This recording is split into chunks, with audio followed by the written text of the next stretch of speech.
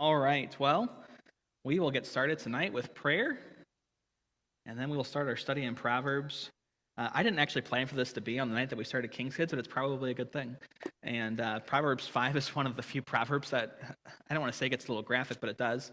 And it's probably good that kids are not in here. And so I didn't plan that. And I always say that stuff because I don't know. I plan things sometimes, but I don't plan stuff like this. So the Lord just knows that Josh is stupid sometimes and just plans it out for me anyways. And so I don't have to worry about it because that didn't even pop into my head. Well, what do I do if kids are in here? And reality is they're not in here. And if you're a teenager, you're mature enough to handle this because you're going to have to get married someday. And although we'll all have to get married someday. If you stay single your whole life, you're a unique person, okay? That is not God's intended plan for most people. All right, well, let's pray, and then we'll get started tonight in our study. Father, thank you for your goodness to us. Lord, we thank you that you've blessed us so much. Thank you for a good start to even the Christian school year the past couple weeks. We thank you for your blessing there. Lord, we ask that you would bless tonight as we open your word, that you would help us, Lord, if we're not married, to see what we should be in marriage and what we should avoid. And if we are married, to see your desire for faithfulness. Lord, there's no greater quality in marriage than faithfulness. Lord, you desire for us to be faithful to one another. Lord, to live in a marriage where the other spouse is not concerned what's going on, where we feel safe, where we can trust each other. And Lord, we ask that you would help us in our marriages to love each other the way we should. And Lord, to avoid those who would ever come in to cause issues. Lord, help us to have loyalty to each other. I know that's a foreign word today in our culture where people switch jobs every 10 seconds and people move from here and there and people choose friends based on their social media. Lord, loyalty is a very rare word today. But we ask that you'd help us to be loyal in our marriages, where our spouses don't have to worry about what we're going to do from day to day. They know that we're trustworthy. And Lord, we ask that would bring safety to our homes. In Jesus' name, amen. So tonight, we have a unique topic because it is a chapter in Proverbs that really does deal with marriage. When we hit Proverbs 7, he's really just only dealing with the strange woman. The strange woman being the forbidden person, right? Strange means a forbidden person, someone you shouldn't be around. And in the sense here, kind of a sexual connotation, right? Someone you shouldn't be around who's going to try to entice you, someone who's trying to seduce you. Because Proverbs 7 is really written to all people, right? It's not just married people. Because in Proverbs 7, you're going to see a young man who's not married, who's going to be seduced by someone, and Solomon's going to say, I saw this happen, and I saw the destruction of it happen. But in Proverbs 5, he's giving kind of a foundation for his son before he even gets there, because there is one thing that everyone should be looking forward to in life, and that is marriage. Marriage is something that we all look forward to from the moment we're children, right? We watch all the Disney movies, and we see how perfect marriage is and how wonderful marriage is, and you have your happily ever after. Nothing bad ever happens to people who get married, and then we get married and reality hit, and then we're shocked by what marriage really is. How many of you got shocked when you got married? Okay, yeah, I was in there, and I was like, wow, what have I done? And if you ask my wife about that, she'll be like, yep, it was a rough first 6 months, and then we realized that we have to live with each other anyways and love each other anyways. And we had our expectations metered by reality. And so that happens at times.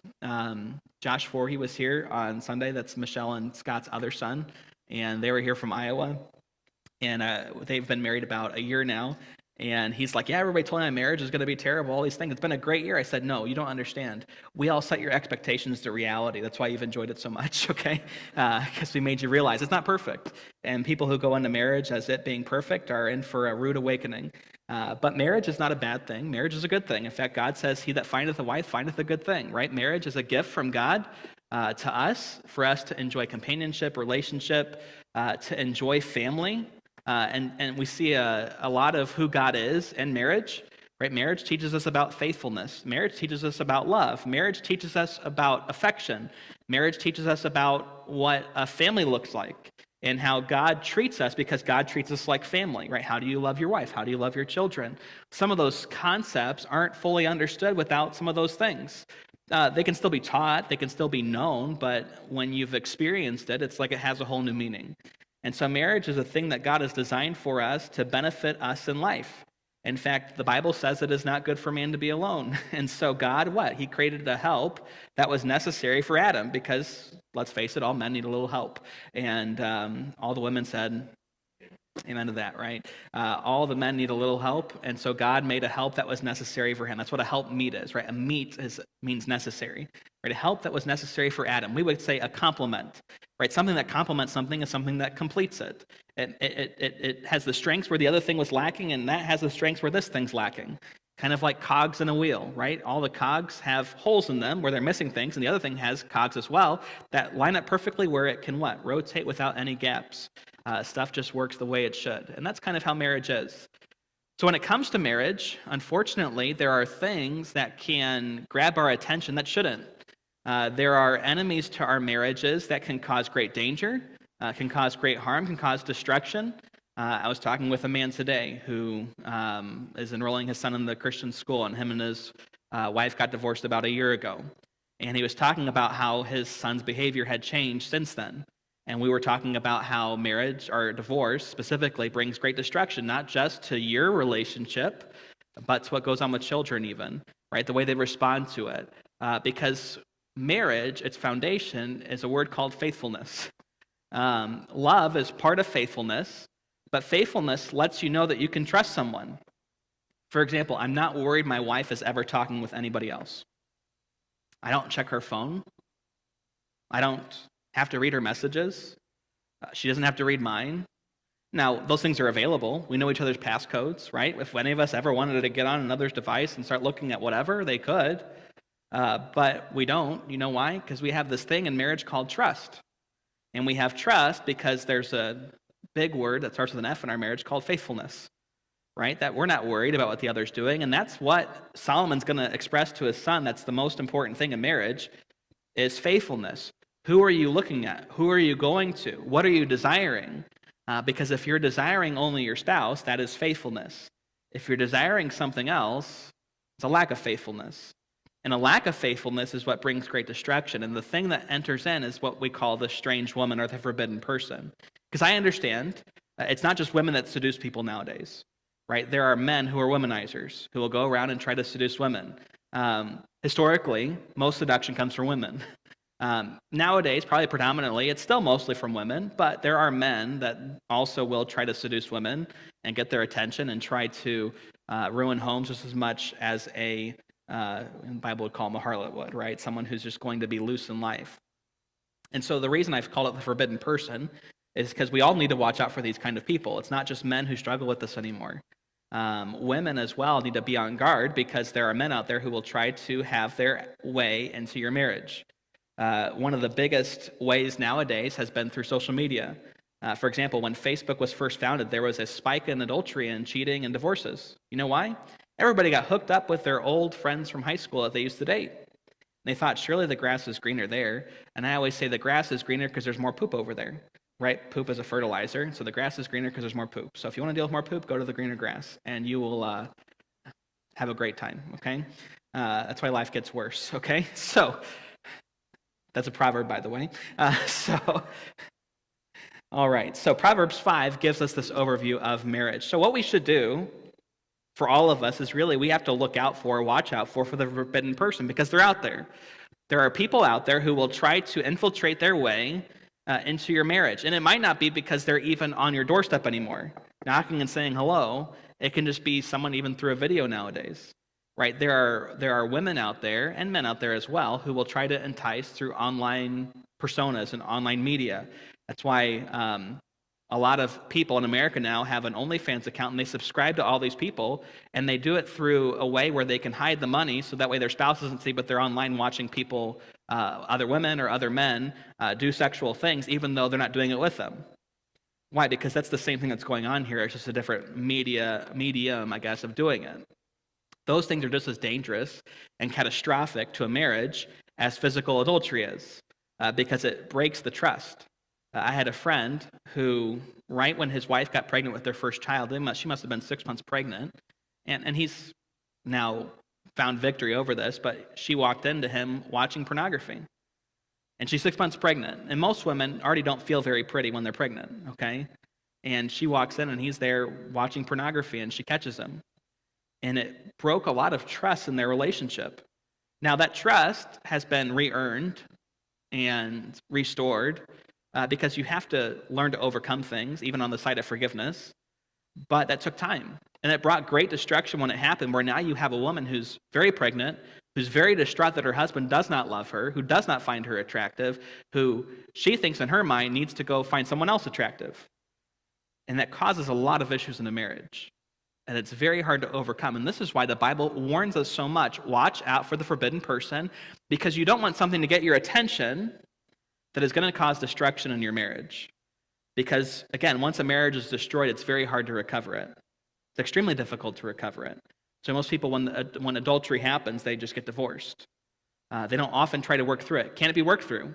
Yes, it can. I have known people in my life, in my family, who've worked through adultery and come out the other side fine. But it took a lot of work. Whereas most people would just decide, okay, let's just get divorced. Let's just move on from this. So here, beginning in Proverbs 5, we see again this admonition to listen to wisdom, because that's the admonition in every beginning of every message Solomon has for his son. Right? Listen to wisdom. Verse 1, my son, attend unto my wisdom and bow thine ear to my understanding. By the way, if anyone knows anything about women, it's Solomon, okay? Now, I think Solomon probably gives this to his son before he does all of his stupidity. But Solomon knows that this is foolish to mess around in this area.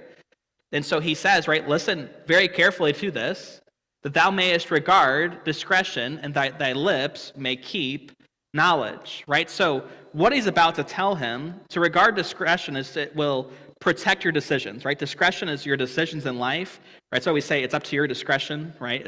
It's your decision, right? We even use those phrases today, right? That thou mayest regard discretion, right? That you can protect or pay attention to your decisions, right? Because there's going to be decisions with people. And some of those people might be people who are trying to infiltrate your marriage and make it seem like they have something better to offer. And he's going to warn his son, be careful what decisions you make, because they're going to be great reward or great destruction, especially when it comes to others trying to have their way in your marriage. And thou mayest regard discretion, and that thy lips may keep knowledge. Right? It also allows what you say to protect knowledge, right? Because you're then going to give the right advice.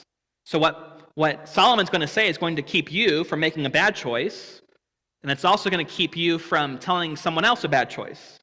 So if someone in their marriage says, hey, I think I want to go do this with so-and-so, and they're married to someone else, you should know right away that's not an option. And you should know right away to warn them and say, you don't understand what this is going to bring in your life. And I warn people all the time, you don't understand what this is going to bring in your life. Don't talk like that. Or you hear people talking about cheating on their spouses or leaving their spouses or all sorts of stuff. Don't talk like that. You don't understand the destruction it brings until it happens. And then you look back and say, why did I do that? And trust me, I've had those conversations with people, and they do what they want anyways, and then they're shocked that exactly what Pastor Josh said would happen. And it's not because I said it, it's because it's wisdom of life. It always happens.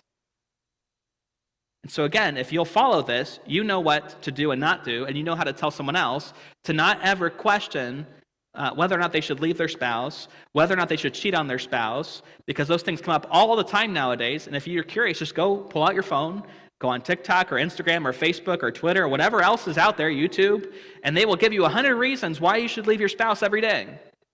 And it's because they're not perfect enough for you, and there's someone out there that's your soulmate, and you got to find your soulmate. You just didn't find your soulmate the first time. Right? The Bible says what God has joined together, let no man put asunder. If you're married, that's your soulmate. Get over it. Learn to have your souls combined with your soulmate that God's given you, because you've made your decision. You've made your bed, lie in it. You don't get to choose your consequences after your choices. If you've married wrong, that's your life. Learn to make the marriage work. And by the way, Christ is married to you, and you're not very much to be married to. So if Christ can make that marriage work, surely you can make your marriage work. So the forbidden person, here's the first quality of them. They're just dangerous. Everything about them is dangerous. What they bring into your life is dangerous. Why are they dangerous? Well, first, they're flattering. They say nice things to you. It says, for the lips of a strange woman drop as in honeycomb, right? It's so sweet. And her mouth is smoother than oil. Right? What she says is sweet and smooth. It feels good. It tastes good. And why is he saying this? Because there are people out there who will flatter you. right? That's usually why people start to cheat. In fact, you can see it in workplaces. You'll see people start to flirt with each other. Say, oh, wow, you smell so nice today. Oh, you look so good today. Oh, wow. And the people think in their minds, well, my wife doesn't talk to me like that. My husband doesn't talk to me like that. You know why? Because the honeycomb and the oil is poison. It's a lie. It's a front. It's there to deceive you, to get your attention, and then once it has you, it kills you. It's the same reason certain plants that actually kill insects will put out kind of a sweet taste, and the insects will come on it and land on it, and they will eat of it, and guess what eventually happens? The plant eats the insect. You know why? It's a trap. Just because something is sweet and something feels good, right? Again, that's the idea of smoother than oil, right? Have you ever been around someone that, oh, they just talk so sweet to me, I feel so good? Or that's the idea. They talk so sweet, I feel so good. They're not there for your benefit. They're there to destroy you. And trust me when I say this, you're probably not the first person they've been sweet to and smooth to. They're there to hurt you. That's the person you run from. That's the person you watch out for. In fact, usually if you know who they are, you don't even have to go near them. You're like, oh, I know that person. I shouldn't be around them. Trust me when I say this. Josh has a list of people that he will avoid. He will purposely not be around and never be around alone. You know why? Because I know how those people act because I can see, and then I know to avoid them and to stay away from them. You know why? Because I really love my wife, and I don't want her to ever think Josh has something for them, or Josh likes listening to what they have to say. Because trust me, most of the time it makes my skin crawl. I don't get the smooth feeling from it. I get the feeling from it. Kind of the ick, right? And that's how it should make you feel. It shouldn't make you feel so nice. It should make you go, ugh. Because if you're watching out for it, you realize what's going on. And so again, they talk flattering, and that's why it's dangerous. Because again, we don't often hear flattering things in our life. 2, they're destructive. In verses 4 and 5, we see this. So yes, they might be a smooth talker, they might say nice things, but her end is bitter as wormwood, sharp as a two-edged sword. I like how it says end here, because one, the end of something is the finality of it, but also you also have the end of a sword. So it kind of is a play on words here, right? So you see, first, the end is bitter as wormwood. Wormwood was a very bitter thing. In fact, wormwood was poisonous. Wormwood was bitter in the mouth, but it also would kill you, right? It's the same reason when you get to Revelation, right? It talks about a star named wormwood that lands on the waters and poisons the waters, and it kills a bunch of people in the book of Revelation. Why? Because wormwood is a bitterness that does cause death. And so even here, the end of this woman, it causes death, right? It might feel nice in the beginning, might feel smooth in the beginning, might feel sweet at the beginning, but the end is not sweet, it is bitterness. It's the opposite of what you expected. It's kind of like when Ezekiel and John both eat the books that God gives them, right? They say it's sweet in the mouth and it's bitterness of the belly, right? It hurts going down. And that's kind of the picture of what really adultery is like. Again, it's sweet, exciting, fun, but when it's done, it destroys you. There's not much left. And then it says its end is not just bitter as wormwood. Her end is what? Sharp as a two-edged sword.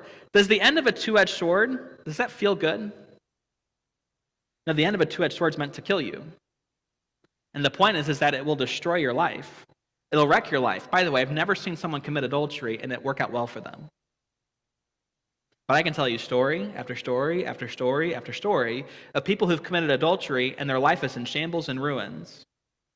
And even nowadays, you'll have people who will cheat and they spend the rest of their life paying child support. They spend the rest of their life doing all sorts of things where, guess what? Their whole life is just destroyed because they can't ever get ahead because they're paying for their choice. Not only do we see that the end is bitter as wormwood, it's as sharp as a two-edged sword, it says her feet go down to death, her steps take hold on hell. Right? So the first word for death here is Mot, right? Mot is the god of death in Egyptian culture, but the Hebrews use the word too because it has a very strong picture of it. Right? It goes to where the place of, or the person of death is, right? So they're going to physically die and meet death face to face if death was a person. And then her steps take hold on hell, right? Hell is Sheol, which could be the grave, or it could be the place of the grave, right? In the sense of where people go when they die, right? So you see that also used in Luke, right? Luke uses the word Hades, but it's the same idea, right? They open up their eyes in hell, being in torments, right? Because they're in the place of the grave. You go somewhere when you die, And yes, your body goes in the ground, but you go a little bit further under the ground where your soul really is. And the point is the end of this person is not just sharp pain and bitterness, it's death itself. It's death of your life. It's like your life is over. You never recover from it. Not only are they destructive, but they're unstable. Right? This kind of person, they really don't ponder anything. In fact, in verse 6 it says, "Lest thou shouldest ponder the path of life, her ways are movable, that thou canst not know them." And again, the idea of this is if you're pondering the path of life, her way is unponderable. You can't figure it out. So if you're someone who likes to ponder things and think through things, guess what? This is not someone that you can figure out. You can't figure out what they're doing, what their motive is, why they're doing it, how they're going to accomplish it. Again, that's a person you should avoid. By the way, someone who you can't figure out their motive, you probably should just not be around them altogether. But especially if they're there to flirt with you and they're there to try to be sweet on you, because if you don't know why they're doing what they're doing, stay away from them. Because especially if they're doing it to entice you, because that's not a person you should be around. So again, this person's way is always changing. They're not stable in life. They're always changing their mind. By the way, if they're always changing and they're sweet on you, what means that they won't change that? That's one of his points. That's why the end is in death, because they might be sweet on you now, but wait till later. They might be nice to you now, but what about the other 100 relationships they had? Why did those mess up? There's one common denominator going on here. And so again, when it comes to people who would entice you, the grass is never, well, it might be greener, but it's not better, okay? It's not a better choice. The one that God has given you is the best choice.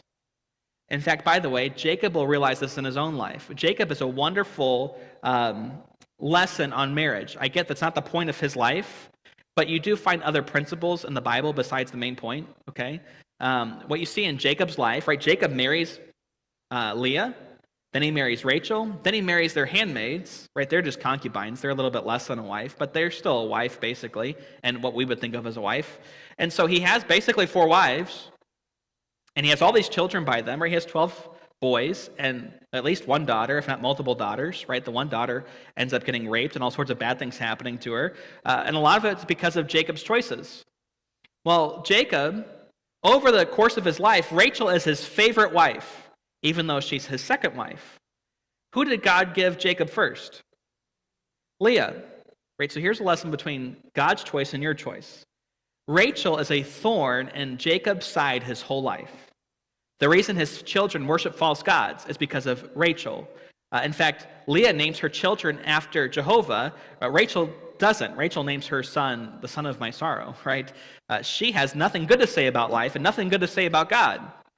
And she lives her whole life in rebellion to God, even though God gave him Leah, who actually seems to love God too.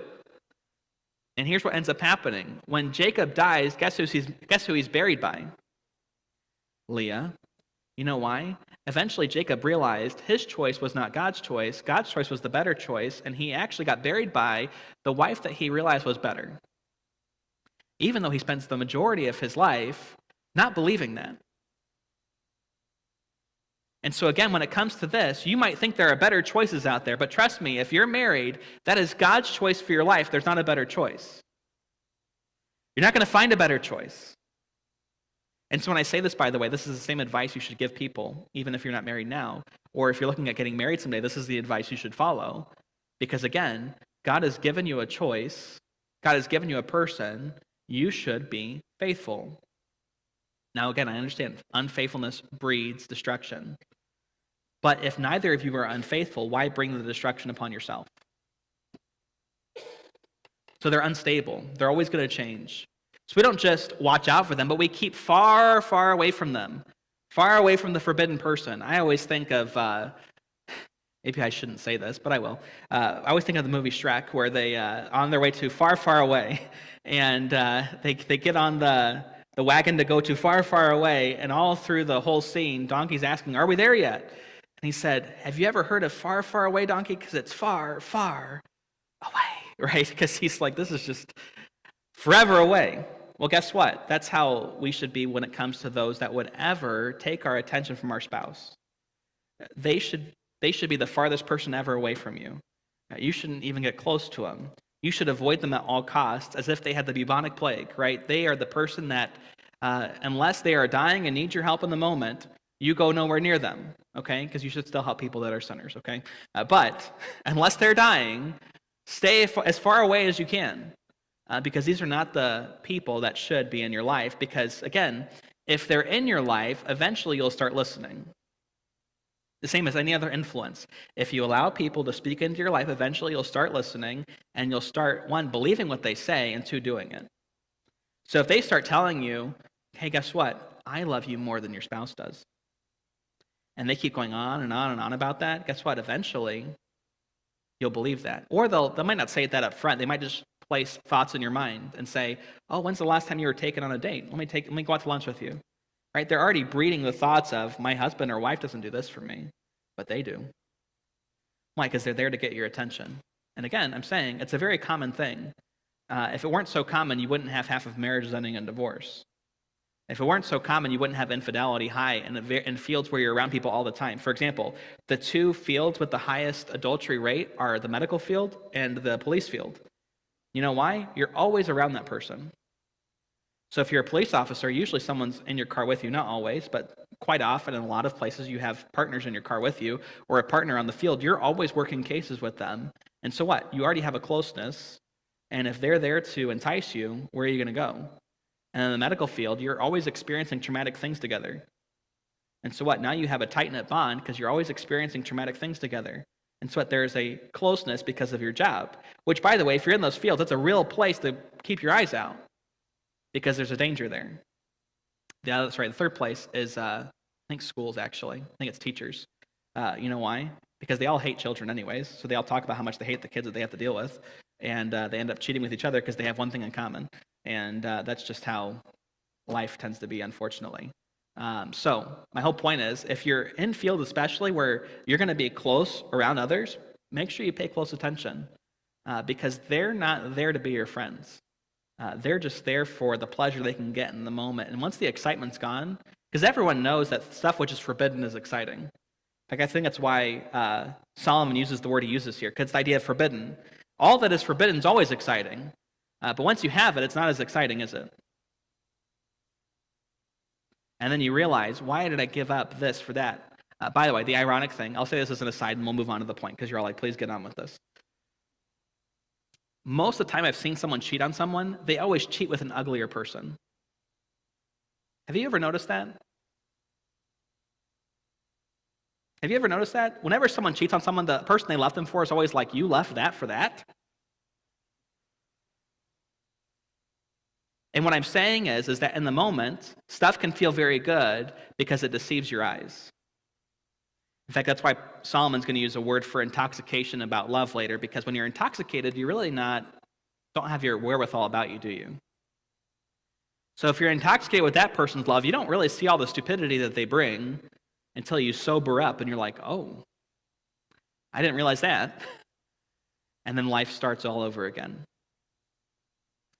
So first, everyone needs this advice, right? This is universal. It's verse 7. He says, hear me now, therefore, O ye children, and depart not from the words of my mouth. I like the word that he uses the word children there, because the assumption is the people he's giving the advice to isn't even married yet, right? Here's how you have success in marriage when you get to marriage. By the way, you don't prepare for marriage once you get married. You prepare for marriage ahead of time. The same with kids. By the way, I will always say this, you'll never feel fully prepared for marriage. You'll never feel fully prepared for children.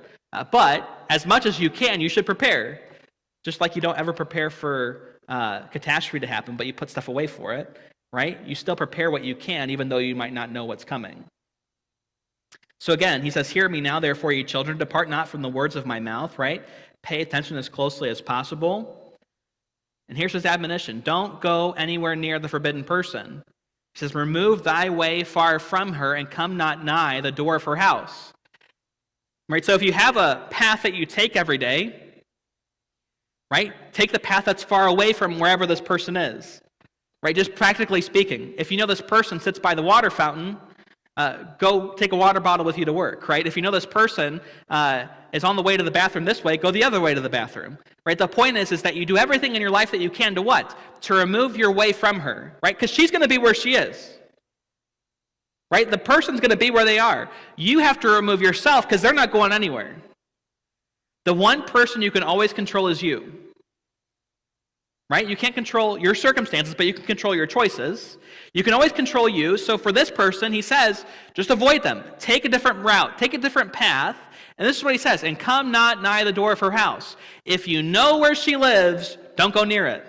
Again, it's the person who's trying to lose weight. You don't take the route by McDonald's on the way home, right? You don't take the route by Culver's on the way home. You might get some cheese curds and eat 2,000 calories without realizing it, right? You might do certain things if you're not paying attention. So what? You purposefully, and the world gets this because that's the nutrition advice they give, right? If you struggle with eating out when you see it and you're gaining weight, don't go buy those things and you'll lose weight because magically you won't start eating that junk. But the same thing's true of anything in life. If you struggle with your affections, you should not put in front of you something that's going to vie for your affection. It needs to be far away from you. And by the way, if you know what is there, and you know how those people are, if you avoid it in the first place, your affections aren't going to be enticed because you're not even going near it in the first place. So again, if there are people who are trying to entice you, avoid them altogether. Don't go near where they are. Just run away. Again, Joseph, when a woman tries to take him, he just runs. He doesn't argue with her. He doesn't try to debate her. In fact, he didn't even know she was in the house. But when she came upon him, he just ran because there was nowhere else to go at the moment. Unfaithfulness in marriage will ruin your life. By the way, it will always ruin your life. I've seen it enough, and I'm sure you've all seen it enough. I've never seen a divorce or an adultery that's ever worked out. It always results in destruction. It always results in issues. Now, can God still rectify a lot of things later? Sure. Sure he can. But there's still a lot of damage from what was done. And for the person here, the point is there's not much to be rectified because they're not going to God anyways. It's like their life is over. Verse 9 says, lest thou give honor unto others in thy years unto the cruel. Right? So why does he say to avoid her? Because if you don't, guess what you're doing? You're giving your honor to others and your years unto the cruel. The idea of giving your honor unto others is kind of like giving the best years of your life away. Right? You have a time in life when you're building something. In fact, when do most people commit adultery? What I notice with divorces, by the way, it's usually once all the kids are out of the house, and then it's like, okay, let's get divorced now. You've built your whole life to lose half of it and start over when you're halfway to retirement. And so what? What happens? Now I get to hit a reset button, and now I'm not going to retire till 15 years after I thought because now I have to save up all over again. Why? Because the point is you gave the best years of your life to something else. Instead of what? Giving it to what it should have been, which was your own home. The Bible will say your own cisterns, right? You have a well to drink from. Drink from your well. You don't need to steal from somebody else's. Lest thou give thine honor unto others and thy years unto the cruel. Why? Because guess what? You're giving your years to something that's going to mistreat you. Something that's going to hurt you. And you'll spend the rest of the years of your life trying to rectify it. Again, you can choose your choices, but you can't choose your consequences. I'm not saying that to be mean, and I'm not saying that God does not give help for things, but I am saying if you're not in that situation, don't put yourself in that situation. You should know better now. And if you're in that situation, guess what? God still gives help. It's not like God's done with people. It's not like he's not there to help people. But life is still hard. Life just is. But again, God can still make it easier, but it's never as easy as it would have been if things were done the right way. And here's what he goes on and says. Lest strangers be filled with thy wealth. Again, the stranger's the foreigner. This is all about this person here, right? This strange woman, this forbidden woman, right? This stranger is really those that are associated with her and her herself, right? They take all that you have, right? You've now given it away.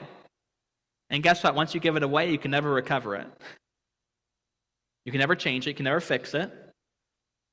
And they will literally take your wealth. Why? Because you'll spend all these things on them. You'll spend money on them. And again, if you get divorced, you're going to spend a lot of money fixing that to be with them.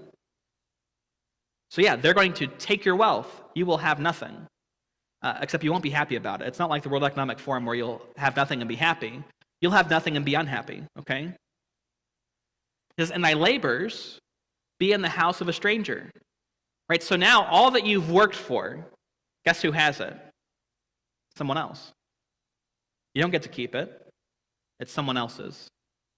Again, it will ruin your life. It'll take all that you have. And finally, you'll regret a life of unfaithfulness. Why? Because one, you'll look back and you'll wish you had listened. By the way, how many of you have had that experience in your life, even when it's not about marriage? You look back and you're like, wow, I wish I would have listened. Guess what? This is one thing where everybody always looks back and says, I wish I would have listened. And it's not, again, that someone can't have a more successful marriage the next time, but they'll still look back and say, I wish I would have known whatever it was. Because one, they might not have ever made the choices they made, or they would have worked it out better. So again, by the way, I'm saying this. If you're divorced or married, I'm not bashing you. But I am just trying to state God's plan and desire for life is one woman, one man, one lifetime, no divorce. And the reason is because divorce brings such destruction and adultery brings such destruction. It brings a lot of hurt into life. And some of you still get to experience that. And some of you might not have ever been the person who got divorced. You might be married to a divorced person, and you get to experience their hurt from their divorce. And it just makes life harder. And I'm not saying it to bash anyone, okay? So we all understand Pastor Josh is not bashing anyone in this room. And I say that because probably half, if not over half of you are divorced and remarried. Okay, so I'm not bashing you, but I am saying if you're married now, this is God's plan, okay? Even if you screwed up before.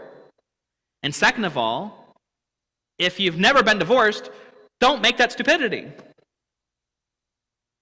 God has a plan for faithfulness, and to be unfaithful brings destruction in life. Verse 11. And thou mourn at the last, right? You'll have nothing, and you'll what? You'll mourn at the last. You'll mourn at the very end, when thy flesh and thy body are consumed, right? You'll have the very end of your life. Your body is spent. In fact, if you listen to some of the guys who contract in church, who work as carpenters and electricians and everything else, they finish their retirement, and they're like, my body is just spent, right? They literally are. Like, they're like shells of what they were when they're young men, because they've given all their labor to life. Well, the point is, at the end of this person's life, their body is spent. They have nothing left to give. They have nothing left to do. They have no wealth. They can't gain any more wealth because their work is now not able to be done. Leroy knows what I'm talking about because his son always has him trying to build something. And Leroy keeps telling, at least he tells me every time he sees me, this is the last thing I'm doing. The last thing keeps happening for him for some reason, but that's called love, right? And thou mourn at the last when thy flesh and thy body are consumed. Why? Because at the very end you'll be crying about it. Why did I do that? And say, how have I hated instruction and my heart despised reproof? Why did I not listen to that? Because it's like you're sitting there on your deathbed and all you have is regrets. Why did I do that? Why did I listen to that? Why didn't I just do what Dad said? Which is what's going on here. Why didn't I just listen? Why did I rebel? Because if I would have done what Dad said, I wouldn't have all this heartache, wouldn't have all these issues. My family wouldn't be such a mess. My finances wouldn't be so messed up because now it's here and there and everywhere. If I would have just listened. And you'll see this happen to men. And I'm not trying to be mean, but you'll see it happen to men. They will work well beyond their retirement years because they're trying to still pay for what they did when they were 40 or 50 or whatever. And they're just spent. And they're tired. And it's kind of heartbreaking to watch, isn't it? Because you can't fix it for them. But you watch and you say, well, that's just so sad. And guess what? That's the kind of destruction this brings. And I think it was Gordon. Gordon worked with a man at GM who been divorced 3 times, was paying for 3 alimonies. And he was in his mid-70s. And he worked every Sunday. You know why? Because it's the only way he can pay for all his alimony. And still have something left over for himself because, hey, he's made this choice 3 times and still hasn't figured it out. Most people get divorced once and they figure out real fast, I don't want to do that again. But guess what? Some people, they get to the end of their life, they're well spent. What do they do now? And they sit on their deathbed and they regret their whole life because what was this all for? Why did I do this? If I would have just listened, at least I could have enjoyed life. But instead I'm working at the bone, working away till the very end of my life for what? And they still have nothing.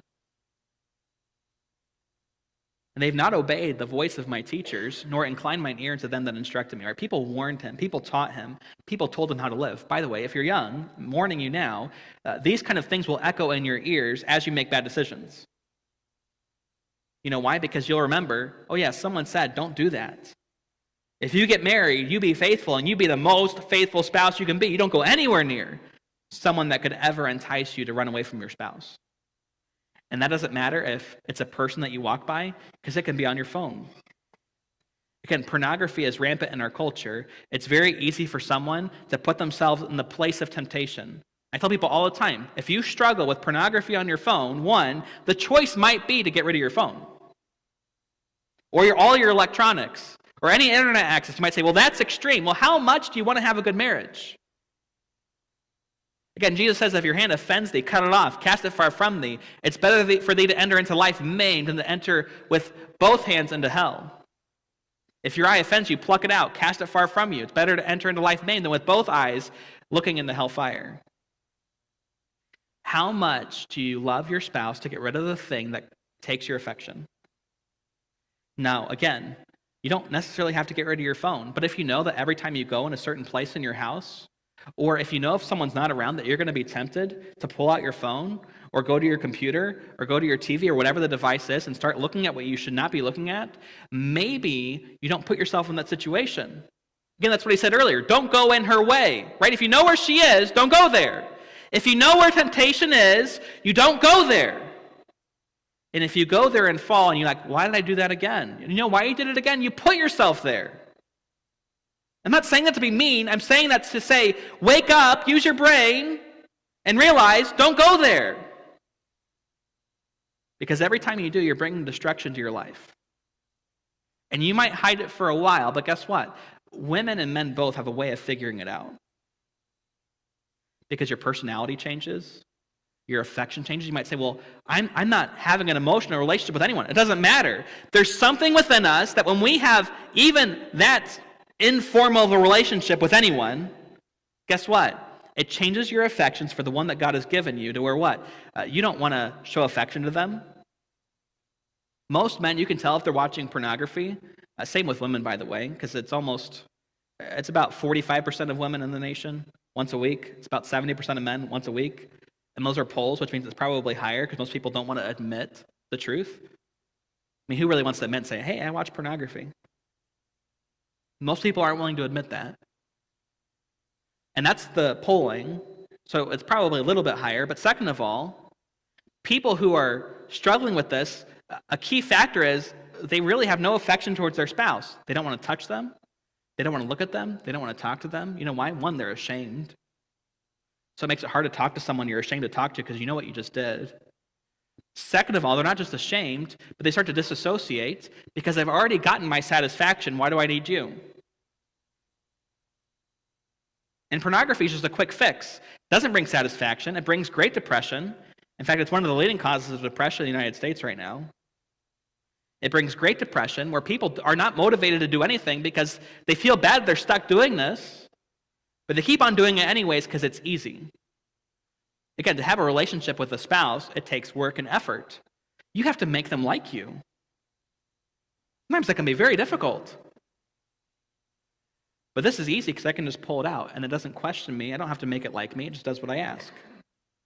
And that's where most of our world is.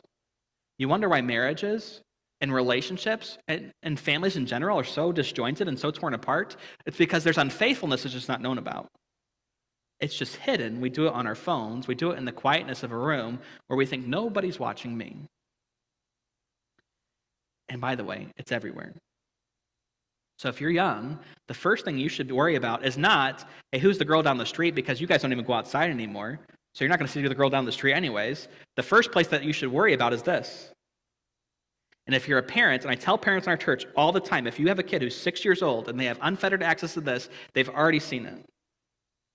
The average age, it might be up to 8 now, because there's more protections than there were a few years ago. A few years ago, it was down to 6. The average age of a child being introduced to pornography was 6 years old. And by pornography, I don't mean just someone in a bikini. I mean 2 people having sex on a screen. And they do that on purpose, because the pornographic producers know. They do it on purpose because the younger you can get addicted, the more they have a customer for life. Pornography is one of the leading money-making industries in the U.S., and we have the only internet in the U.S. where you cannot opt out of it through your internet service provider. You go to Europe, you can opt out and say, I don't want any of that. You know, in the U.S., you cannot. You know why? Because it makes lots of money. And if you cared about children, if you cared about homes, you'd ban the whole thing. There are some states now that will not allow you to get access to pornography unless you provide a photo ID. You know what they found? Pornography rates have dropped. You know why? No one wants to be associated with what they're actually doing. That's mostly down south in the Bible Belt, where they realize that this is destroying homes. Up here, we think it's freedom to do this. We also think it's freedom to kill babies up to birth here. This is not freedom. This is slavery. Why continue in the sin wherein Christ has made you free? So I'm warning you, if you're a teenager, if you're a young adult or an old adult, the first place of defense is no longer down the street, because again, nobody goes outside anymore. The first place you should be watching out for is this, because this is the real battleground. And again, I'm telling you, if you have children or teenagers, they should not have unfiltered access to any electronic device. And by the way, you probably shouldn't either. And I'm trying to warn you, because you are not stronger than your flesh. That's why the Bible says, God says, right, there is no temptation taken you, but such as is common to man. But he shall make a way of what? Escape. Does escape mean that you could get away with it? Or does escape mean that you could fight it? No, escape means that you run. That's why we have escape craft on cruise ships. They're called rowboats. And unless you're in the Titanic and you think that it's really not going down and you die anyways, you get in the rowboat. You know why? Because it's your way of escape. You don't champion the sinking ship by staying on the ship. You champion it by getting off and running away. You don't champion this by staying around the temptation. You champion it by running away as far away from it as you can. And if that means you're off social media and you don't know what's going on in the world, guess what? You'd probably be happier for it. You know why? There's almost nothing good on these anymore. In fact, I told my wife, because people message me a lot, and sometimes I don't mind if people message me good things, okay? I love talking to people about the Bible, all those things. But sometimes when people message me about like stuff that needs to get done, it's at night. And so when I go home, my biggest anxiety now, I'll sit on my phone at times, and I don't even want to be on it because it bothers me that I might have to deal with something. It's like I want to hide it away so I don't even see it in the first place, because I want to be home and be home. I don't want to be home and worry about somebody else's problem. I'm at home. And so my phone right now is not my best friend because it just fills me with anxiety looking at it, lest I have to actually do something. I'd rather be ignorant and say, oh, I didn't know you texted me. And I had someone tell me recently, because I didn't realize they texted me, I replied the next day that said, oh, I thought you were mad at me. Because that's the kind of culture we live in now, that you can't just not reply to someone within 24 hours and them not think that you're mad at them if you don't reply in 5 seconds. We live in such a wimpy culture. There's my soapbox. We're moving on to number 3. Oh, sorry, verse 14. You'll be so ashamed in front of others because of your choice, and you'll never recover.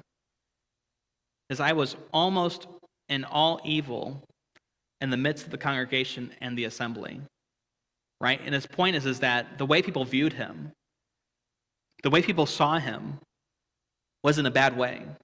No one thinks highly of a person who commits adultery. No one.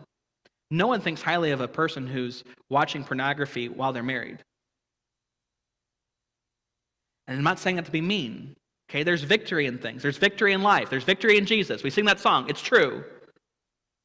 But don't put yourself there in the first place, because it brings so much shame in life, people look at you differently. And I will say this. The act of adultery, in a sense, is worse than maybe pornography in a sense. Because now you've taken it a step further. Okay, there's a little more effort there. And when you do that especially, guess what? People tend to look down on you. And when you go to family gatherings with your children, everybody looks at you and says, wow, did you know that he cheated on her? My family. My dad cheated on my mom when I was 15. I love my dad, by the way, okay? I have a good relationship with him. He's going to come down for Thanksgiving, so don't any of you berate him if he comes to church, okay?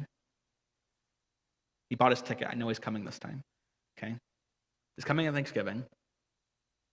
When he cheated on my mom, his dad, my grandfather, went to a family reunion My grandfather called my mom and said, be sure you show up. You're still part of this family. So we all showed up with our mom because she's still part of the family. So Grandpa says, on the other side, because my grandpa was a very kind man. My grandpa was faithful to a woman who was mean to him his whole life. My grandmother was never a kind woman to my grandfather. My grandfather provided for her, took care of kids while she wrote bad checks and went to prison.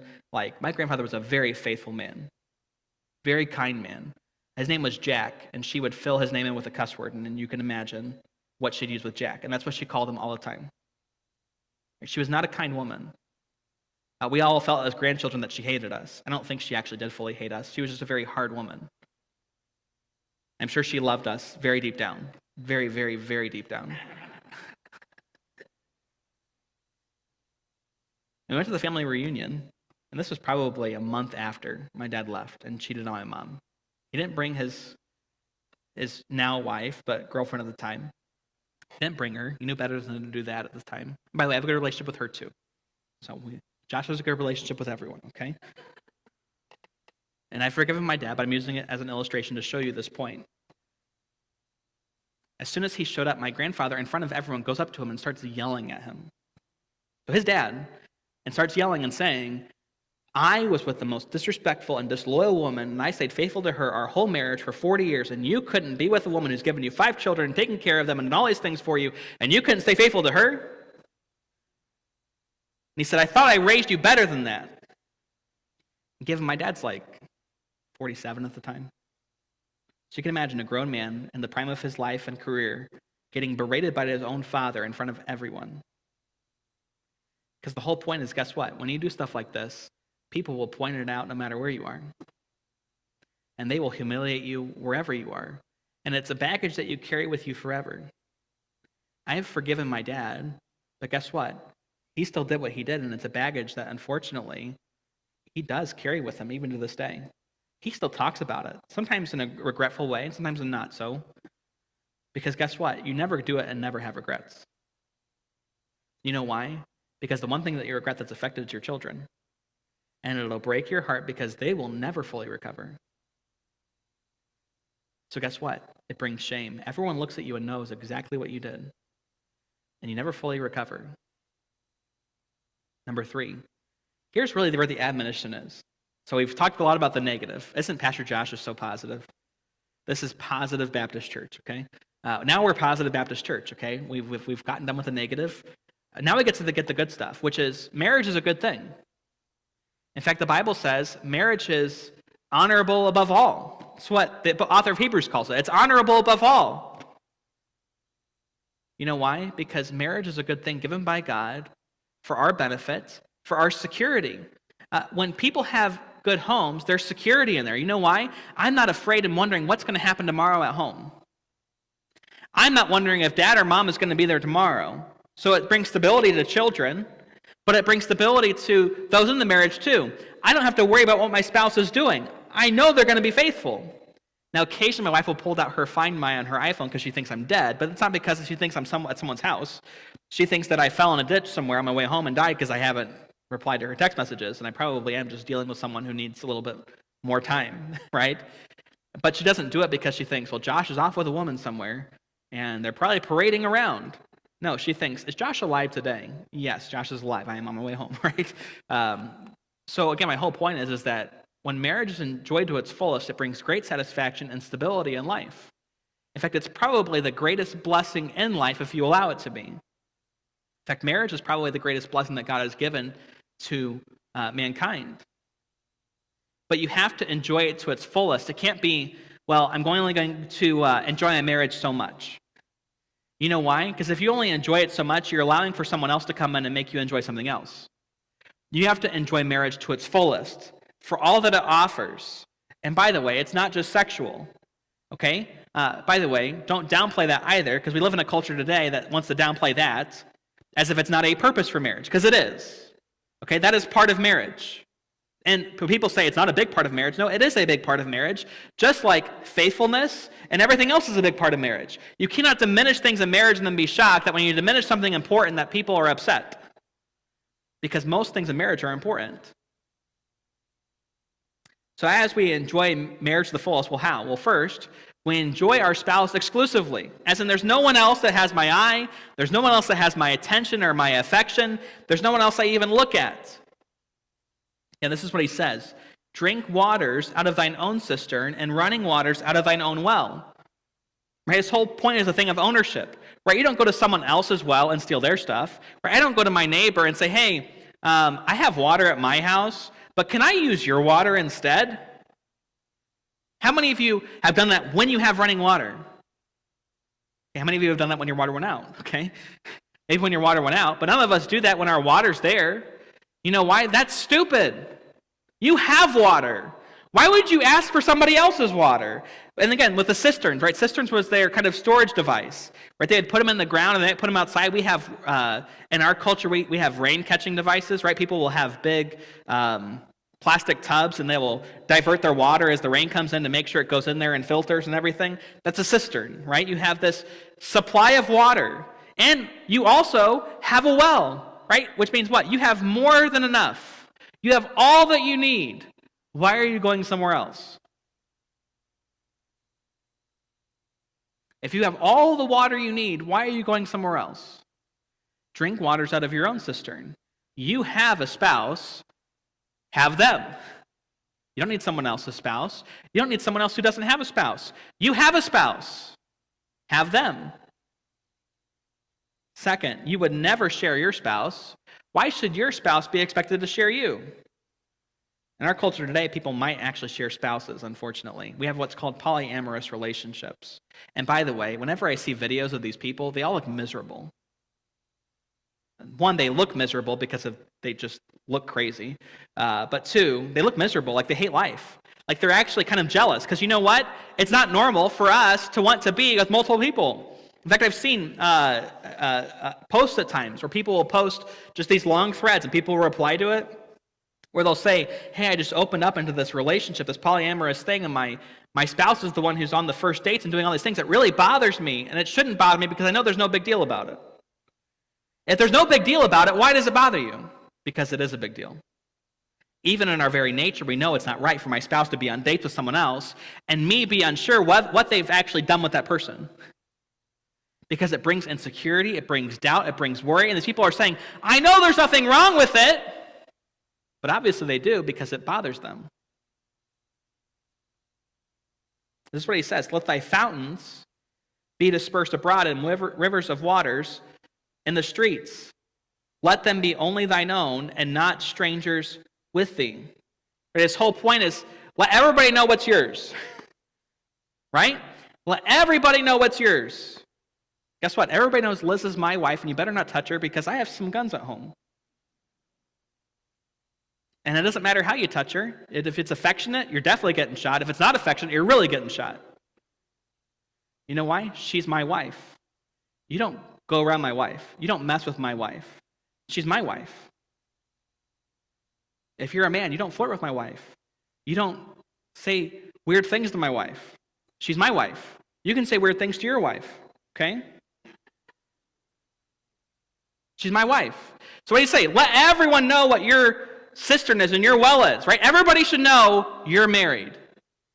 By the way, we all should wear something on our hands that tells everyone, hey, guess what? I'm off limits. Leave me alone. Now, some people are so brash in our culture today to say, oh, that makes you more attractive. And if that's the case, they're like the strange woman, okay? They're doubly strange. Really avoid them. But you should make it very obvious what? I'm married. Don't come near me for that reason. Right? If you need help, I'll help you, right? Whatever it is in that sense. But you better not come near me for a marriage reason. I'm married. I have a wife. I have a cistern. I have a well. And I'll tell you all about it. But you're not it. Stay away. Let them only, he says in verse 17, let them only be only thine own, and not strangers with thee. As in what? Don't share your cistern either. Right? You have what's yours. You don't have to have what someone else's. And second, they shouldn't partake in what's yours either. There's kind of a double aspect to that. One, you don't need to partake in theirs. They have theirs. By the way, why do you want what is somebody else's? And second of all, You should only have what is yours. That's why he says, let them be only thine own, right? It has your sole affection. It has your sole attention. It has your sole ownership. By the way, I don't care about other people's wells and whether or not they go out. I care if my well goes out. My well did go out one time. I really care if my well goes out. And I'm not talking about my wife there, okay? My well actually went out one time, and I really cared. It's a tragic thing when it happens. But guess what? I don't care about my neighbor's wells. I don't inspect them every day. I don't look at them every day and say, well, I hope their well's working out for them. You know whose well I care about? My well. And I want to make sure my well works. You know why? Because it gives me what I need. I need water to live. My well gives me what I need. Your spouse gives you what you need. You don't need what somebody else's spouse gives them. By the way, God's made sure to give you a well that's for you. So what? Your well gives you the water that you like. There's just something about the well water at my house, and I like it. I like it a lot. But other people's well water just tastes off. How many of you have had that experience? How many of you have well water and understand what I'm saying, right? Your well water's fine, right? But someone else's, it's like, oh, something off about this. You know why? Because you acquire a taste for what is yours. And you enjoy what you've acquired the taste for. And you like your well, you're really not going to like the other well as much as you think you will. So what? Don't drink from it in the first place. It's not yours. Enjoy your spouse to the fullest. So we don't just be devoted to them exclusively. We enjoy them to the fullest. He says, let thy fountain be blessed and rejoice with the wife of thy youth, right? So again, for the fountain to be blessed, to some extent, it is talking about, right, production and everything else, right? To be blessed is to multiply, right? It's a fountain, right? The fountains of life and things like that, right? So in a sense, he is pronouncing a blessing of children and everything else on them. But he says to rejoice with the wife of thy youth. You know why? Because women, as they get older, get old. Why would he have to say that if women don't get old? You know why? Because you have the wife of your youth. You don't need a wife in your old age. You have your wife. And you should rejoice with them. That's part of experiencing your spouse and enjoying your spouse to the fullest, is that you can rejoice with them. Isn't it terrible to go home and be excited about something and your spouse is like, who cares? The point of having a spouse and rejoicing with them is to rejoice with them. Right? That's part of having a full marriage and experiencing what marriage should be, is that you get to rejoice with them. You don't have to rejoice with others. You have the closest person with you in your life. It's the same thing when you have news to share. You should want to share that with your spouse before anybody else. Why? Because the person that you really want to share it with obviously shows you the person that you care about. Right? If you're like, I have to tell them about this, and you're all excited, and that person's not your spouse, I can tell you who you're rejoicing with. Because the first person that you should be excited to rejoice with is your spouse.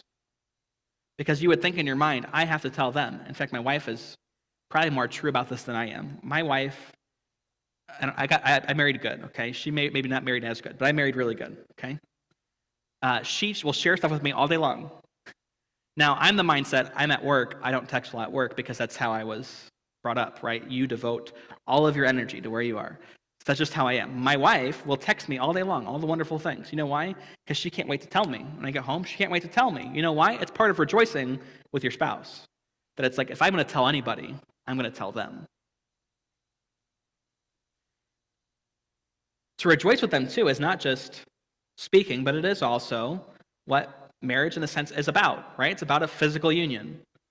To put it PG-13, right? Everyone's 13 or older, so I can say a loving union, and we all know what I'm talking about. And I don't have to say anything else because it's PG-13, okay? This is why I'm glad kids are not in here either. Right? He says, let her be as the loving hind and pleasant roe, right? It's something that you like to watch. Right? Your spouse, and I'm not meaning this in a creepy way or an inappropriate way, you should like to watch your spouse. You shouldn't have an eye for anyone else where it's like, oh.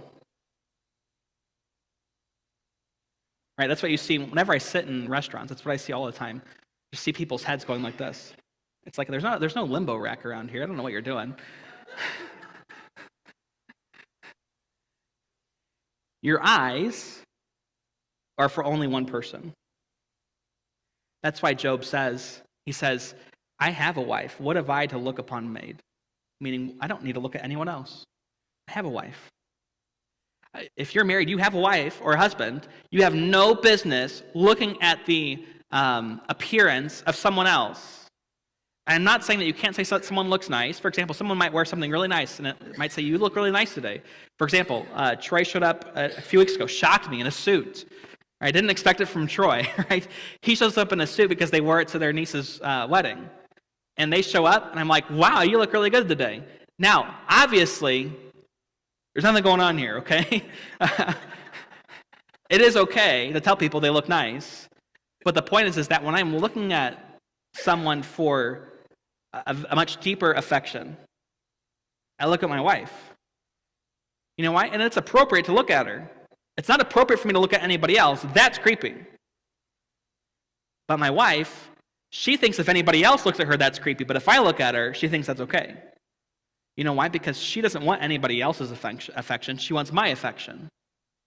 In fact, women will say stuff like that. They'll say, you haven't looked at me like you used to. Or you haven't held my hand like you used to. Or you didn't kiss me today. Or you didn't whatever. You know why? Because women crave affection and attention. And they don't crave it just from anyone. They crave it from you, if you're a man. And by the way, men might not crave for their women to look at them in a certain way, but they obviously do. In a sense, he's going to go on to kind of more what men find satisfaction in. But men find satisfaction in looking at their spouse. Women find satisfaction in being looked at. My whole point is, if you're a man, you should be finding lots of affection in your spouse, and you should be taking extra looks. And it doesn't matter how old they are. You let them know how wonderful you think they are. Because there's no reason a woman, no matter what age she is, should ever feel ugly to her husband. And if they do, that's not her fault, that's your fault. Because you've set the expectation. But if you look at her the way you should, and you treat her the way you should, guess what? She's never going to feel like she's not loved or not beautiful. She's going to think that she's probably better off now than she was when you first met her. You know why? Because love should increase over time. That's why the Bible talks about faith, right? Faith is like a grain of a mustard seed. What does a mustard seed do when you put it in the ground? It grows really big. Love, when it starts, is very similar. Love starts out very small, but over time, it should grow into great things. It's where love is more than just what you looked like when we were 20 and got married. Love is, I think you're way better now than you were then. You know why? Because I love you, I look at you, I don't look at anybody else. You're what I think is impressive. You're is what I think is interesting, right? A loving hind and a pleasant roe, right? It's the things that catch your attention. Let her breast satisfy thee at all times. And again, the point is, right, he's pointing to a specific thing of what men at that time would find attractive. By the way, men are not much different today. I don't mean that in a crude way. I'm just saying what the Bible says, okay? So everyone get uncomfortable, right? We're saying what the Bible says, and we can all sit there and say, we want to get past this really fast. But the point is what? Find things about your wife and about your spouse physically that you enjoy and that you enjoy to the fullest. And that you're not just finding it in someone else, right? It's what she has is what satisfies. I like how it uses the word satisfies because it implies that you desire nothing else. You've had your fill, right? The cistern and well idea. You've drank your water, now you feel better, right? It's like when you're thirsty, right, for water. You're like, so you come in from a hard day working, like, I just need a glass of water right now. You've been mowing all day, you've been outside all day. You come in, I just need a glass of water right now, and you chug, chug, chug, chug, chug. Oh, that's better. That's what a sexual relationship is supposed to look like. Where what? I just need this. You experience it and you say, wow, I feel so much better. That's all I needed. I need nothing else. I need no one else. That's what marriage is supposed to be. And then he goes on and says, and be thou ravished always with her love. Now he's going to contrast this with what's next. But let's talk about this first. To be ravished with something, there's two connotations with it in its usage, okay? The Hebrew word conveys two things. First, it can be the idea of to get lost. Right? I'm on my way somewhere and I got lost. So now I don't know where to go. I'm just kind of stuck here. I can't get out of it. I'm just stuck here. Which I think is a good understanding of the word too, right? You're lost in her love, right? To be lost in something. I'm lost in her love. There's nowhere else to go. I can't escape it. Right? I'm lost. Can't escape it. I'm stuck. And that's a good way to view the word because you should be stuck. There should be no one else and nothing else. You should be stuck. Right? If you're married, you're stuck. I had a teacher that said that when we were in college. It was in a Genesis class, and he always told us, he said, if you give Satan a backdoor to your marriage, one day he'll tempt you to take it. Right? So if you say, I will stay married to you as long as, one day Satan will try to make sure the as long as happens. And so we made a commitment when we got married. It doesn't matter what happens between me and Liz. It doesn't matter. And we said this to each other. Now, again, I don't know what the future holds. So we said, if you cheat on me, it doesn't matter what happens. We're staying married. And we made that commitment before we got married. If we get married, this is what we're doing. You know why? Because we're to be lost in each other's love. There's nowhere else to go. In fact, I can't even find where else there is to go. And that's why I like the idea of lost too. You can't find anywhere else to go. So if there's someone else, you can't even find them because you're so lost here. You can't find your way out of it. The other connotation is the idea of intoxication. Because if someone's intoxicated, they are in kind of a way lost. They're in loopy land. And sometimes men, when they love their wives, are kind of loopy. Men do weird things when they're attracted to their wife. You'll even see it with animals, right? See with peacocks, what do? They show all their colors. And they're waving them all around. You know why? They wouldn't do that for anything. They act a little crazy when they see what they want, and men do the same thing. And right, it's that idea of intoxication. When you're intoxicated, you don't act like yourself, and you don't have all of your inhibitions about you, right? You don't see all the imperfections because you can't see anything, right?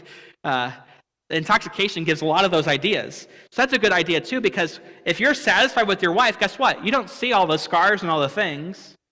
For example, after women have children, they're often self-conscious about how they look, right? Because your belly never quite goes back the way it is for a few years, right? You might have hanging skin and other things, and you're like, well, I'm not what I was. But if a man is intoxicated with his wife, guess what? He doesn't see it.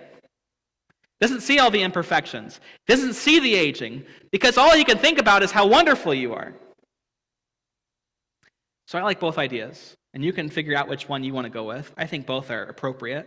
And I think that's why the Bible uses such a generic word, is because you're supposed to take all the ideas that you can when it comes to a poetic book. So again, do you look at your spouse in a way that you don't see what's wrong with them? You're kind of intoxicated with them. You're infatuated with them. And by the way, people who are drunks always want to go back. And so if that's the case, you should want to go back. Or if you're lost somewhere, you can't figure your way out because you're there. And you're almost content to be lost there. So enjoy your spouse to the fullest. All that is about them, you are to enjoy. All the good things about them. And that's what you're supposed to praise and rejoice in. And that's what creates a satisfaction in marriage and a closeness in marriage and a safety in marriage where my wife should not ever wonder if I want to be with someone else. My wife should never wonder if I want to leave her and get someone who's going to make money with me. My wife should never wonder whatever you could think of that people might worry about nowadays. She should know I'm so intoxicated and lost with her, I couldn't figure my way out of it if I wanted to. Then marriage is such a wonderful gift. How could you give it up for a forbidden person? Right? If that's what marriage is, and that sounds like a good marriage, doesn't it? To have spouses that are so obsessed with each other. We used to use the word, especially when you're a high schooler, kind of that infatuation, right? You just never see anything wrong about them because you're just so caught up with them. How could you give that up for someone you shouldn't be around? And then once you're with them, you never have the thing that you wanted initially again. Because now you've ruined it. You've gone for the other well. You realize it didn't taste very good, and you can't go back to the old one, which you preferred. And now you realize what you lost now that you left it. In verse 20, it says this, "And why wilt thou, my son?" Right? If you have this wonderful woman to look at and this wonderful woman to enjoy in marriage and rejoice with, why wilt thou, my son, be ravished with a strange woman? Right? Why would you be intoxicated by someone else who's intoxicating you? Because once you're intoxicated enough, they can kill you. Because you don't know what you're doing. You're not aware of the destruction that's coming. And why would you embrace the bosom of a stranger? Right? Why would you go for her instead? And the bosom's the same word it's used for breast and the other one, right? Both are referring to the bosom. Why would you embrace those instead? God has given you something to embrace and something to love and something to enjoy. Why would you go there? Because when you go there, there's no coming back. There's no fixing it. No matter how many times you say sorry, it doesn't change it. And I believe in forgiveness. And I believe in working through things. But again, when wounds happen, there are always scars, and a scar is always readily visible, whether or not the scar is healed. I don't mean that in a mean or negative way, okay? There's hope in Jesus. But be very careful of your choices, because you can't take them back. The Lord carefully, when it comes to the righteous, the one who's making sure his marriage is what it should be. What does God do for them? He carefully superintends the righteous man's path, but the wicked have no help and fall into hurt and death. Why? Because God's going to make sure those that do the right thing in marriage are blessed for it. Again, God makes sure that people who do the right thing in all areas are blessed for it. But especially marriage, because marriage is the one thing that conveys who God is in the sense that it shows his faithfulness, his love to his people. So if there's one thing God really cares about, it's marriage. As for the ways of man are before the eyes of the Lord, and he pondereth all his goings. As in, God watches over what a man does. And he pondereth all his goings, as in he kind of looks ahead to make sure it's what it should be. God's paying attention. Right? The man who is doing things God's way, specifically in his marriage, guess who's watching to make sure that that man's taken care of? God is. God's going to make sure that man doesn't lack. God's going to make sure that man succeeds. Why? Because he's honored God in the first place. He should honor him, which is in his marriage. By the way, if you don't honor God in your marriage, he won't listen to you. In fact, Peter warns about that. He says, a man who does not honor his wife, the weaker vessel, and does not live with her according to knowledge, his prayers are hindered, meaning stopped. God won't even listen to you if you're not willing to listen to your wife. Because again, if you're God's bride and you won't listen to your bride, why should God listen to you? Right? If you're God's bride and she's your bride, you won't listen to her, why should God listen to you? God honors us based on how we honor our spouse. Now, God's still faithful even when we're not, but don't expect his blessing to come, even if he's faithful. His own iniquities shall take the wicked himself. He shall be holden with the cords of his sin. So for the righteous, God's watching. For the iniquity man, the man who's going to live in sin, what happens? His iniquities take him, as in it overcomes him. He eventually faces the consequences. He eventually has to face the music. Eventually, all of his endeavors, all of his deception catches up with him. That's why I warn people, if you keep watching pornography, eventually someone's going to find out. It's going to catch up with you. Your spouse is eventually going to know. So what? Be rid of it now. Don't wait for that moment, because you can't take it back. You can't rectify it after you've broken the trust. You can try to make it better, but there's still a scar. There's still a hurt that should not be there. His own iniquity shall take the wicked himself. He shall be holden with the cords of his sin. Again, it's like sin is kind of like fetters or handcuffs that eventually tie tighter and tighter and tighter where you can't go anywhere because sin has so bound you, there's no escape. Because again, God is superintending the path of the righteous to make sure he can go where he needs to go. Sin does the opposite. Sin's not making sure that you can go where you need to go. Sin is there to trap you where you are, where you're stuck. And you have nowhere to go because you can't get anywhere, which is why the man, the Bible says, dies at the end of his life weeping and mourning, because what has his life been? He's gone nowhere. He's done nothing. He shall die without instruction, and the greatness of his folly he shall go astray. So guess what? He's going to die, and he's not going to be told any different for what he's doing. There's no more correction to be had. In fact, he didn't listen to the instruction in the first place.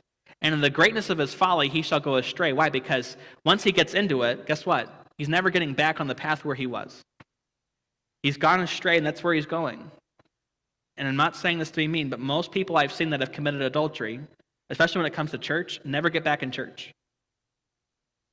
I've seen the spouse get remarried and come back to church, but I very rarely have ever seen someone who committed the act of adultery leave their spouse, walk that way, and ever come back to where they should be. The broken spouse, as I said, is usually the one that gets remarried and usually comes back with their spouse and still serves the Lord. And they have a scar to bear, and it hurts.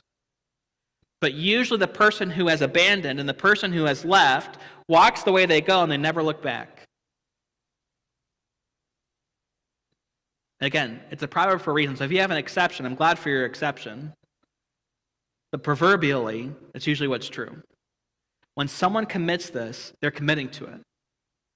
So yes, they committed it, but they're also committing to it, where there's no turning back after the decision's made.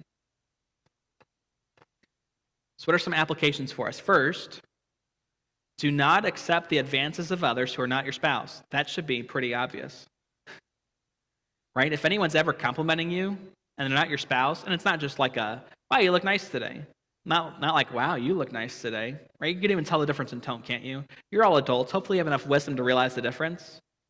Right? Where you can realize when someone's being innocent and just kind, or when someone's trying to advance you. Right? Don't accept those things. In fact, usually if even someone who is not my spouse, unless it's like a really old woman, touches me, I kind of look at them and I say, don't touch me. I do. I think it catches them off guard at first, but it's almost like instinctive.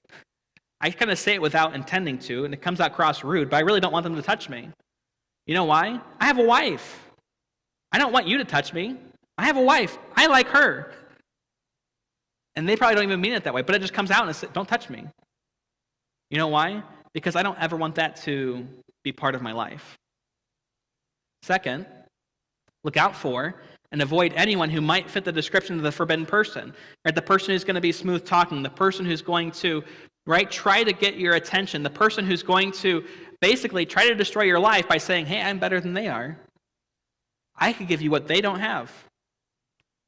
When they have sweet water, I'll give you bitter, right? I'll give you what they don't have. I didn't lie. It's just not what you wanted. So the descriptions that we give of these people, you should avoid them. By the way, anyone who's not your spouse is a forbidden person. They may not be the forbidden person, but they are a forbidden person, and that should give you knowledge of how you should treat those that are not your spouse. It's not that you can't talk with them. It's not that you can't enjoy good things with them, but you should be very careful because they're not your spouse.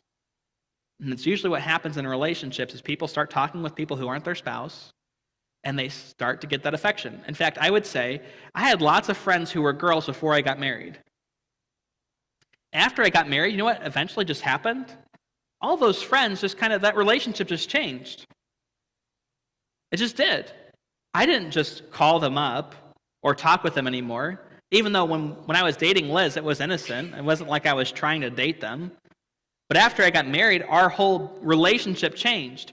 Why? Because I am my wife's, she is mine, and our relationship with people of the opposite gender just changed.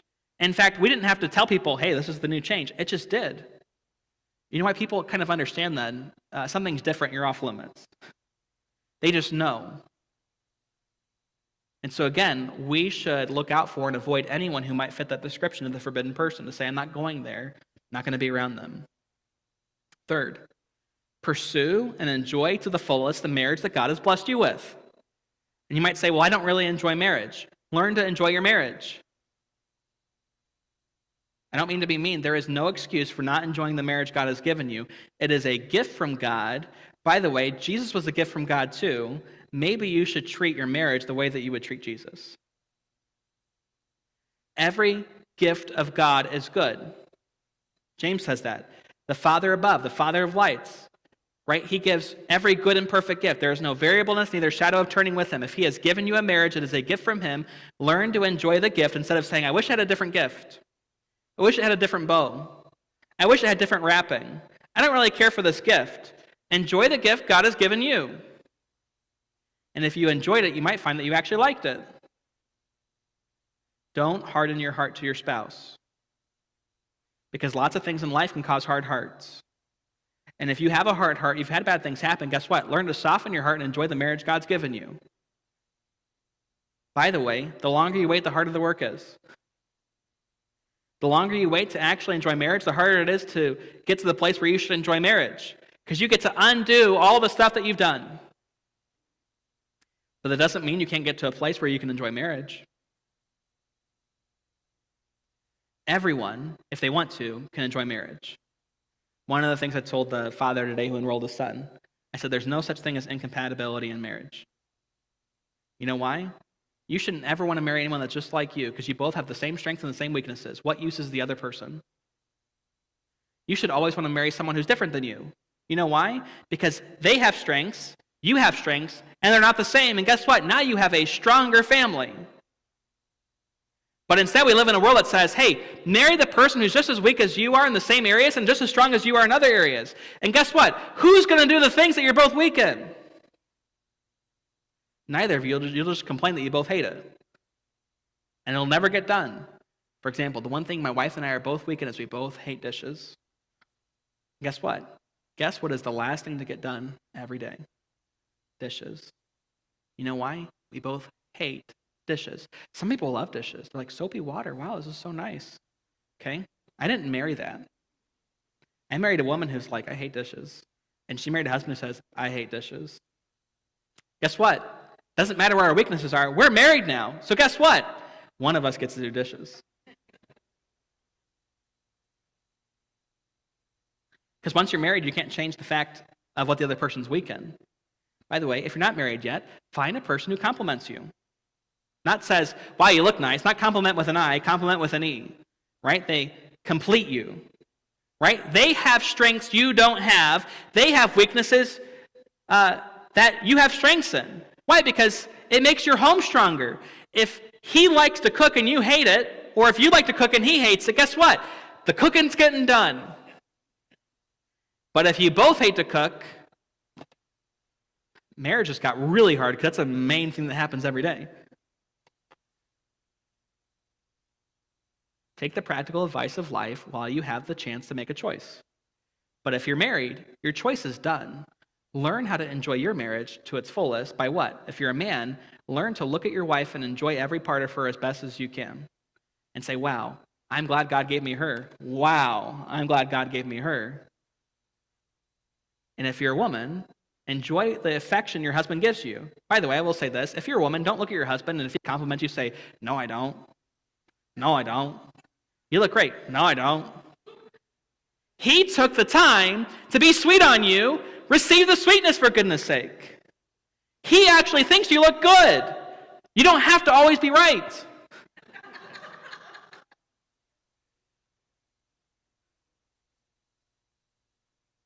And if you're a woman, what? Receive those things that he gives you. Receive those passes. Why? Because you should want his affection. Do you really want another woman to have it? By the way, when you give gifts to someone and they constantly reject it, what does it make you want to do? Stop giving the gifts and maybe give it to somebody else. And if you're someone who likes receiving things and in the sense of a woman and you're not getting it from your husband, you're going to start seeking what you need to receive from somewhere else too. If a husband is giving what he should be giving and a woman's receiving what she should be receiving, guess what? Everyone's happy. But it's when those things get out of whack, when a husband's no longer giving and a woman's no longer receiving what she should and the compliments she should and the stares that she gets, that men are like, well, why even bother? And that happens in marriages. For example, I'm not saying this to be crude, one of the reasons marriages become sexless in a sense is men get tired of chasing and they say, well, why even bother? Why even try? And I understand with age, life changes happen, okay? But there still should be affection for your spouse. Right? These still work. Hugging someone still works. Holding their hand still works. There's ways to show and give affection aren't just sexual. And if you're a woman, you should receive what your husband gives. And if you're a man, you should want to, because as soon as one of those things are out of whack, marriages really struggle. And if those things are in place, that usually means all the emotional stuff is in place too, because you wouldn't go hold someone's hand you're fighting with. You wouldn't go kiss a woman who's mad at you. If you did, you're a fool, okay? You wouldn't do certain things. So when the Bible mentions this as the thing that's the focus, this would not happen, right? The sexual relationship does not happen if everything else is not right. It's just not possible. Right? No one gives himself to someone they're mad at. No one's willing to reach out to someone that they're upset with. So the point of him emphasizing this is everything else in the house is obviously right, or this would not be possible. And that's why I will say this. The sexual relationship is kind of the cherry on top in marriage. Everything else is in place, which is why you get to have the cherry on top. If nothing else is in place and the cake isn't frosted and everything else isn't done, the cherry on top doesn't get to exist. Because everything else has to be in place. And that's why it's considered what? It's not to be crass, it's the best thing. Why? Because you get to enjoy my affection. I get to enjoy the fact that I think you're the best thing since sliced bread. And what? We get to have the cherry on top of our marriage because everything else has already been in place. Okay, now that we're all uncomfortable and we get to get away from this for several weeks, Proverbs has several things to say about those kind of relationships. But this is meant to show you God has wisdom for marriage, and if we would follow it, he would superintend our way to make sure we continue to be blessed. And this is the most important area in life. Outside of your relationship with God, this is the most important area in your life. All right. I'll let you read the prayer of the week on your paper. We'll pray it, some of it at the end. I prayed it some of it at the beginning too. But I think it's important. If you want to have faithfulness in marriage, you should pray for it. If you want to have a good marriage, you should pray for it. You know why you don't? You have not because you ask not, because when you ask amiss. You know why? Because usually when we ask it, we just care about us. To be faithful in marriage is to care about someone else. To be loving in marriage is to care about someone else. If all you're concerned about is what you can get out of marriage, you don't know what marriage is. Marriage is all about someone else. For the man, it's about, hey, giving them the affection. For the woman, it's about receiving the affection, right?